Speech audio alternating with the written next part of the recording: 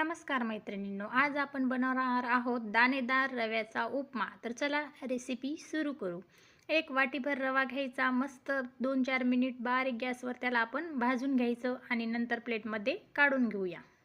आता त्याच कढईमध्ये आपण टाकणार आहोत 1 चमचा तेल। तेल गरम झाले की त्यामध्ये घालणार आहोत मिरची छान तळू द्यायची। मिरच्या छान तळल्या की त्यामध्ये घालणार आहोत आपण 1 कांदा कट करून। आता कांदा छान तपकिरी रंगावरती आपल्याला भाजून घ्यायचा आहे। कांदा छान भाजला की त्यामध्ये थोडासा कढीपत्ता टाकून आणि थोडीशी हळद टाकून आपण परत एकदा तळून घेणार आहोत। मग नंतर त्यामध्ये आपण घालणार आहोत आपण भाजून घेतलेला रवा छान भाजून घेतला की त्याला व्यवस्थित मिक्स करून घ्यायचं आणि वरतून गरम पाणी घालायचं। पाणी गरमच घालायचं। आता या रव्यामधलं पूर्ण पाणी आटेपर्यंत आपण याला व्यवस्थित मिक्स करून घेणार आहोत। व्यवस्थित मिक्स झाले की त्यामध्ये शेंगदाणे घाला। माझे शेंगदाणे विसरले होते। त्यानंतर कोथिंबीर घालायची आणि मस्त दाणेदार रवा आपला तयार आहे। रेसिपी आवडली असेल तर करून खा आणि चॅनलला सबस्क्राईब करून जा। बाय।